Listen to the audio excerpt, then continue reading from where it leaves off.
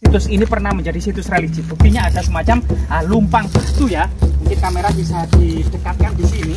Nah ini tertutup semak belukar ini dan letak. Jadi saya sampai di sini. Jadi, di sini ada semacam altar ya, altar pemujaan atau batu-batu aneh yang menyerupai susunan seperti lingga, Jadi rahayu, rahayu, rahayu. Guys, jangan lupa like, subscribe, dan komen ya.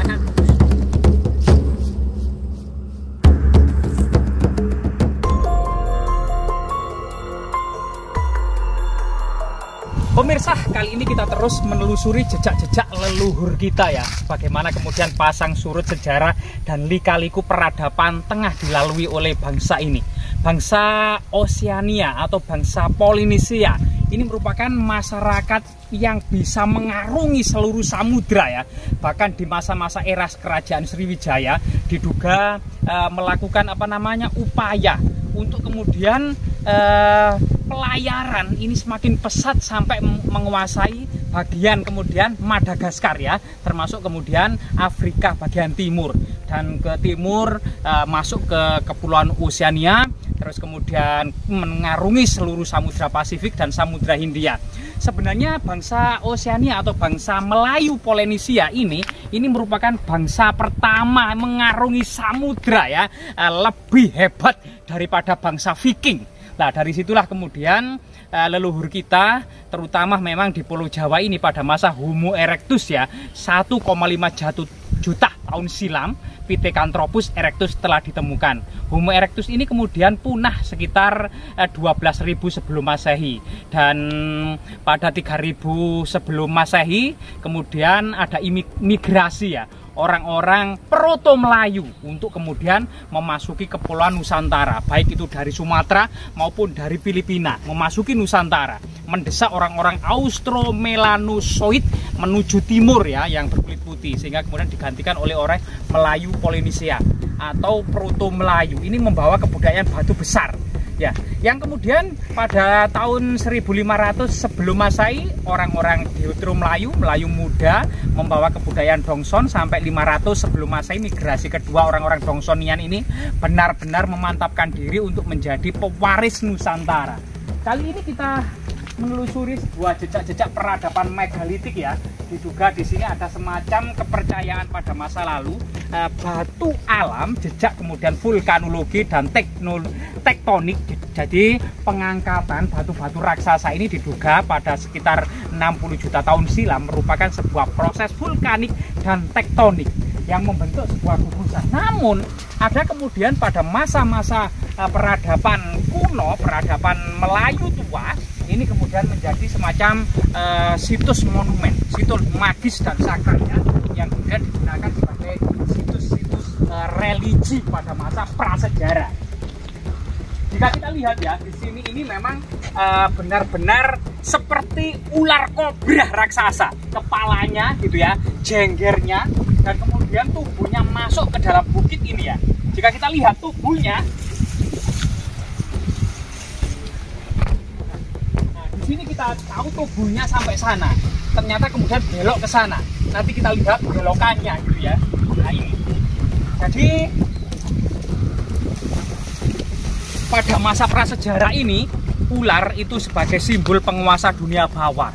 Jadi di masa prasejarah ada semacam kepercayaan dunia atas disimbolkan dengan matahari, burung elang ya, mirip dengan peradaban Mesir kuno. Sedangkan dunia bawah disimbolkan dengan kegelapan, ular mirip sekali dengan peradaban Mesir kuno ya, semacam piramid atau batu Sphinx. Bahkan memang wajah di sini ya mirip sekali dengan batu Sphinx. Namun sosok ular raksasa yang diduga bertapah membatu selama jutaan tahun ini, ternyata ini memiliki semacam struktur tubuh dan sisik-sisik yang sangat mengagumkan.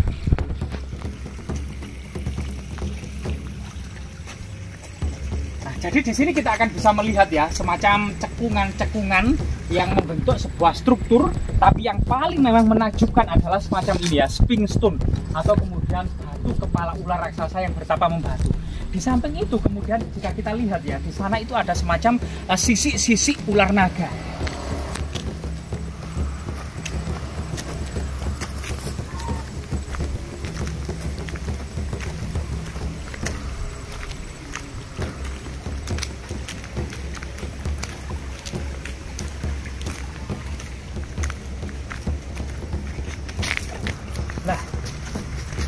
kemudian tepat kemudian di depan kita ini ya. Jadi jika tadi itu kepalanya, kemungkinan ini adalah bagian dari tubuhnya yang kemudian ekornya ke arah atas sana ya. Jadi bentuk sisi-sisinya batu-batu ini benar-benar mirip dengan sisi-sisi ular raksasa yang membatu seperti yang ada di Thailand ya. Jadi sisi-sisinya kasar, mirip dengan kulit buaya. Namun sebenarnya ini adalah batu-batu raksasa yang membatu. Dan pada masa tertentu, pada masa peradaban kuno, misalnya Hindu-Buddha, pada masa Kabuyutan, Karesian, memang diduga situs ini pernah menjadi situs religi. Buktinya ada semacam lumpang batu ya. Mungkin kamera bisa didekatkan di sini. Nah ini tertutup semak belukar ini dan tanah ini. Ternyata di sini itu ada semacam jejak-jejak magis. Jadi lumpang batu dengan ukuran spesifik seperti ini dimungkinkan bukan untuk menumbuk biji-bijian, dedaunan, rempah-rempah atau mungkin umbi-umbian ya, melainkan diduga ini merupakan bagian dari peringatan, persajian, semacam kemudian simbol arwah leluhur gitu ya, atau juga kemudian pengorbanan ya pada masa lalu. Jadi cekungannya cukup luar biasa. Jadi ini tentu bukan dibentuk secara alami, melainkan memang sebagai sebuah batu lumpang yang memiliki nilai magis dan sakral ya pada masa prasejarah, pada masa kuno.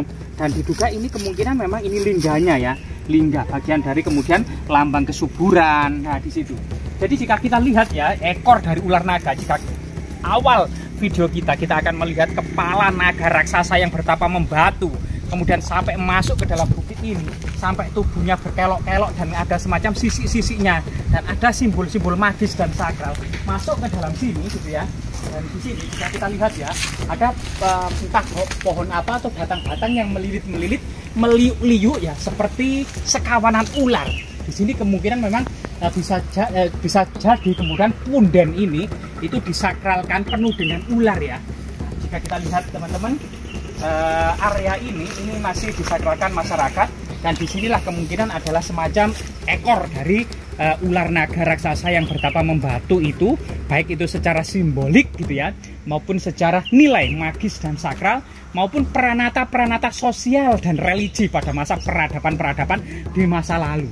Sehingga ini juga kemudian sebagai kemudian apa namanya ya, mengingat kembali bahwasanya alam ini berproses dari sebuah letusan gunung, dari sebuah gempa, misalnya megatrust, atau kemudian apa namanya bencana-bencana yang terjadi. Pulau Jawa bahkan memang muncul itu setelah dinosaurus punah 60 juta tahun silam. Pulau Jawa baru muncul ya dari gunung api yang dari dasar laut membentuk bagian tengah Pulau Jawa. Seiring kemudian pada masa Pleistosin tengah itu kemudian ada kenaikan dasar laut ya, batu-batu karang membentuk pegunungan Kendeng Utara dan pegunungan Kendeng Selatan, yang sampai saat ini itu misalnya Pacitan itu adalah pegunungan Kapur Tulungagung yang ada di selatan, sedangkan di Lamongan, Bojonegoro, kemudian Tuban kita lihat bahwasanya itu adalah pegunungan Kars atau termasuk Gresik ya, itu pegunungan Kars Kapur yang memang muncul dari dasar laut setelah seiring dengan kemudian muncul dan berkembangnya pegunungan bagian tengah Pulau Jawa, membentuk dataran tertua Pulau Jawa adalah bagian tengah.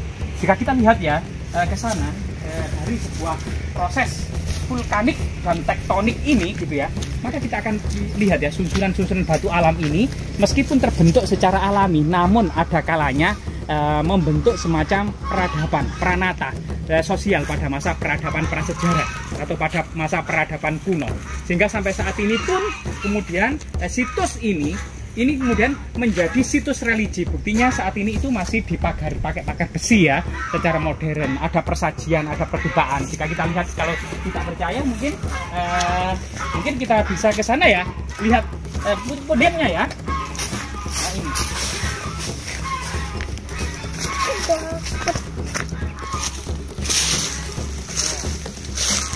Jadi di sini ada semacam pintu ya, pintu masuk namun tidak dikunci. Mungkin lama juga situs ini, tapi masih terlihat disapu ya, dibersihkan. Dan ada pohon raksasa, ini merupakan pohon kapuk, dan ada pohon beringin di atasnya. Dan di sini mungkin kamera bisa ke arah sini, gitu. Kita akan bisa melihat persajian, perjumpaan ya, dan batu-batu aneh sebagai situs religi di masa lalu. Nah, jadi saya sampai di sini. Jadi, di sini ada semacam altar ya, altar pemujaan atau batu-batu aneh yang menyerupai susunan seperti lingga, Jadi rahayu, rahayu, rahayu. Mbah putunipun sowan. Nah, semacam linggah. Jadi di sini dahulu dimungkinkan ini memiliki aspek sebagaimana linggah ya, tempat kemudian duduk arwah-arwah leluhur atau nenek moyang sebagai batu peringatan, persajian, pengorbanan, termasuk kemudian lambang kesuburan, tempat bermusyawarah para tetua desa di masa prasejarah gitu ya. Dan memang salah satu bentuk pada masa peradaban prasejarah adalah untuk mengikat binatang kurban gitu ya. Nah, disinilah kemudian pentingnya masyarakat agraris neolitik megalitik dalam peranannya tentang simbol-simbol kesuburan, tentang simbol-simbol pertanian dan harapan akan hasil yang melimpah gitu ya. Jadi persajian dan lain sebagainya ini merupakan sebuah tradisi yang sangat tua, tradisi asli Nusantara.